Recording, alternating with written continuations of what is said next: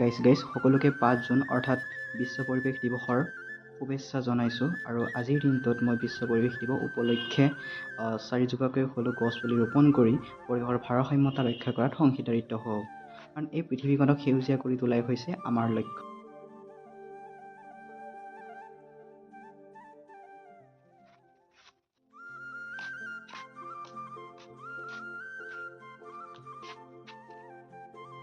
Guys সকলোকে বিশ্ব পৰিৱেশ দিৱসৰ শুভেচ্ছা জ্ঞাপন কৰিছোঁ। যিহেতু আজি 5 জুন, প্ৰত্যেক বছৰে এই দিনটোত আমি সদায় এজোপাকৈ হ'লেও গছ পুলি ৰোপণ কৰিব লাগে, যিকোনো গছ পুলিয়েই হওক বা ফুলৰ গছেই হওক, কাৰণ পৃথিৱীখনক বচাই ৰাখিবলৈ, পৃথিৱীখনক সেউজীয়া কৰি ৰাখিবলৈ আমাৰ এই পদক্ষেপটো খুবেই প্ৰয়োজন। কাৰণ আমিতো গছ ৰুবলৈ আমি সময় নাপাওঁ, তথাপিতো এই দিৱসটোত অন্ততঃ আমি গছ পুলি ৰুই আমি পৰিৱেশৰ ভাৰসাম্যতা ৰক্ষা কৰিব যিমান পাৰে চেষ্টা কৰিব লাগে।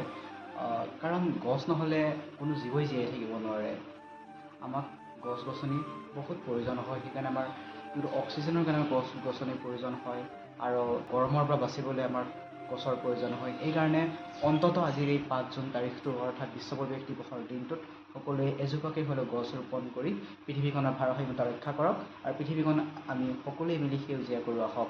কথাষাৰ আছে নহয়, গছ থাকিলেহে মানুহ থাকিব। সেই কথাষাৰ আমি সদায় মনত ৰাখি এই দিনটোত অন্ততঃ এজোপাকৈ হ'লেও গছ পুলি ৰুব লাগে বুলি মই ভাবোঁ। আৰু ধন্যবাদ।